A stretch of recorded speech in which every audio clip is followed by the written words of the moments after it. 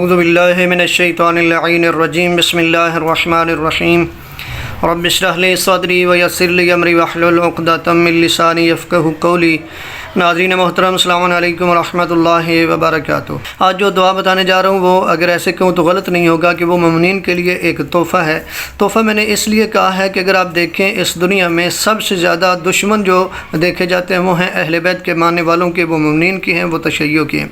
دشمنی لوگ اس لیے کرتے ہیں کہ یہ اہل بیت سے محبت کرتے ہیں، دشمنی اس لیے کرتے ہیں کیونکہ نبی اعظم کے بعد علی اور علی کے 11 بیٹے جو ہیں ان کو یہ افضل مانتے ہیں، یہ اعلیٰ مانتے ہیں، ان کو عالم مانتے ہیں، ان کو صادق مانتے ہیں، حلیم مانتے ہیں، بہادر مانتے ہیں، شجاع مانتے ہیں، صادق مانتے ہیں۔ یہ ساری صفات جو ہے نبی کے بعد وہ علی اور علی کے جو 11 بیٹے ہیں ان میں یہ سب سے زیادہ مانتے ہیں کہ یہ سب سے زیادہ افضل ہے، اس لیے دشمنی ہے۔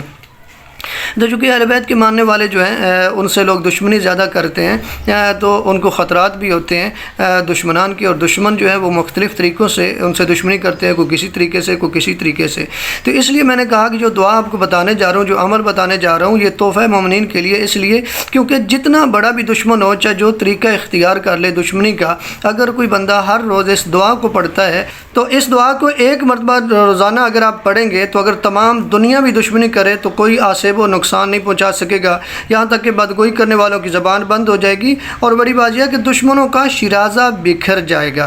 تو وہ دعا کون سی ہے؟ سکرین پہ آپ کو نظر آ رہی ہے۔ بسم اللہ الرحمن الرحیم۔ اللہم شتت شملہم وفرق جمعہم وقلب تدبیرہم وبدل احوالہم وقرب آجالہم وشغلہم بابدانہم وخرب بنیانہم وسود وجوہہم وبیض عیونہم ونکس اعلامہم واغرقہم کاغراق فرعون واہلکہم کاہلاک شداد وخذ بافواہہم اخذ عزیز مقتدر یا جبار جبر علیہم یخافون کل کلامک واقدتکم وقیدتکم بکل کتاب انزل اللہ عز وجل علی الانبیاء والمرسلین برحمتک یا ارحم الراحمین۔